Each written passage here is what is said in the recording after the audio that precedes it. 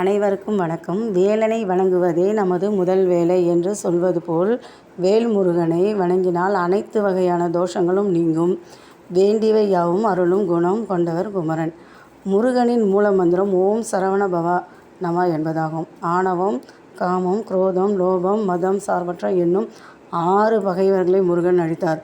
முருகப்பெருமானின் வலப்புறம் உள்ள 6 கரங்கள் அபயகரம், கோழிக்கொடி, வச்சிரகம், அங்குசம், அம்பு, வேல் என்ற 6 ஆயுதங்களும் இடப்புறம் உள்ள 6 கரங்களிலும் வரமளிக்கும் கை, தாமரை, மணி, மழு, தண்டாயுதம், வில் போன்றவையும் இருக்கும். கந்த புராணத்தில் வரும் சுப்பிரமணிய ஸ்தோத்திரத்தை தினம்தோறும் அதிகாலையில் படிப்பவர்களது அனைத்து பாவங்களும் நிவர்த்தியாகும். முருகப்பெருமானை வணங்க திதி, சஷ்டி, விசாகம், கார்த்திகை மாதம், திங்கள், செவ்வாய் ஆகியவை உகந்தவை. முருகன் கங்கையால் தாங்கப்பட்டதால் காங்கேயன் என்றும், சரவண பொய்கையால் உதித்ததால் சரவண பவன் என்றும், கார்த்திகை பெண்களால் வளர்க்கப்பட்டதால் கார்த்திகேயன் என்றும், சக்தியினால் ஆகப்பட்டதால் கந்தன் என்றும் பெயர் கொண்டார். அக்னி, இந்திரன், வருணன், பிரகஸ்பதி, ஹிரண்ய கர்ப்பன் ஆகியோரின் கூட்டு கலவையே முருகன் ஆவார். மலைகளில் குடிகொண்டுள்ள குமரனுக்கு சிலம்பன் என்றொரு பெயரும் உள்ளது. முருகன் விசாகன் என்றும் ஒரு பெயர் உண்டு. விசாகன் என்றால் மயிலில் சஞ்சரிப்பவன் என்பது பொருளாகும். முருகனின் துதியை போற்றுவோம், துன்பம் இல்லாமல் நன்மையை பெறுவோம். கிருத்திகை வழிபாட்டு முறை. கிருத்திகை அன்று முருகனின் 6 படை வீடுகளில் சிறப்பு அபிஷேக ஆராதனைகள் நடைபெறும். ஆடி கிருத்திகை அன்று விரதம் இருக்கும் பக்தர்கள் புண்ணிய தீர்த்தங்களில் நீராடி முருகனை வழிபட்டால் நற்கதி பெறலாம். கந்த சஷ்டி கவசத்துடன் கந்தகுரு கவசம் திருப்புகழ் பாடுவதும் மிகப்பெரிய புண்ணியத்தை தரும். பகல் முழுவதும் உப்பில்லாமல் உணவு எடுத்துக்கொண்டு மாலையில் அருகில் உள்ள முருகன் கோவிலுக்கு சென்று விரதத்தை நிறைவு செய்யலாம். கார்த்திகை விரதன்று கந்த சஷ்டி பாராயணம் செய்து மறுநாள் ரோகிணி நட்சத்திரன்று பக்தர்கள் அன்னதானம் செய்துவிட்டு பிறகு விரதத்தை நிறைவு செய்வது சிறப்பானதாகும்.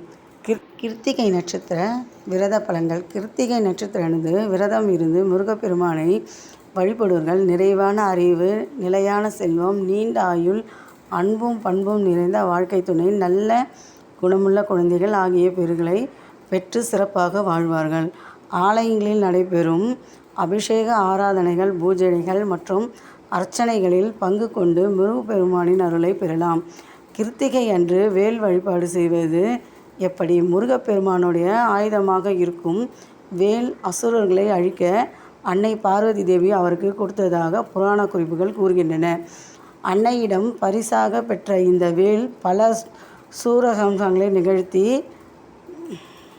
நிகழ்த்தி நியாயத்தை நிலைநாட்டியிருக்கிறது. இத்தகைய வேலை வழிபாடு செய்வது மகத்தான பலன்களை பக்தர்களுக்கு கொடுக்கும்.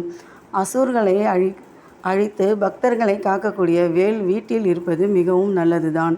வீட்டில் இருக்கும் துஷ்ட சக்தியை அழிக்கும் ஆற்றல் அந்த வேலுக்கு உண்டு. எனினும் வேல் வாங்கி வைப்பவர்கள் அதை உங்களுடைய உள்ளங்கையை விட சிறிய அளவில் வாங்க வேண்டும் என்பதை மறந்துவிடக்கூடாது.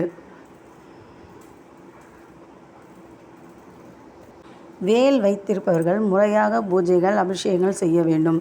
அப்படி செய்ய முடியாதவர்கள் பெரிய வேல் வாங்குவதை தவிர்ப்பது நல்லது.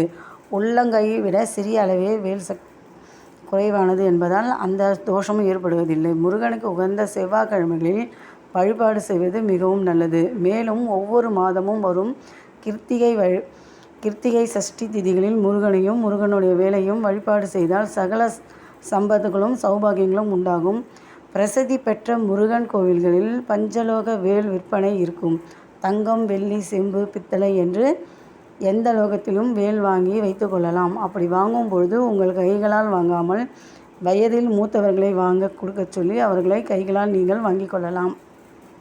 வேல் வழிபாடு செய்பவர்கள் பூஜை அறையில் முருகன் படத்தின் முன்பு சிவப்பு பட்டு துணி விரித்து அதில் வெள்ளி அல்லது செம்பு பாத்திரத்தில் பச்சரிசி நிரப்பி வேலை அதில் சொருகி வைக்க வேண்டும். ஒவ்வொரு முறை வேல் பூஜை செய்யும் பொழுதும் காய்ச்சாத பசும்பால், பன்னீர் ஆகியவற்றை கொண்டு அபிஷேகம் செய்து பின்னர் சாதாரண தண்ணீர் கொண்டு சுத்தம் செய்து வைத்து கொள்ளலாம். பின் வேல் விருட்சம் பாடலை பாடிக்கொண்டு பூஜை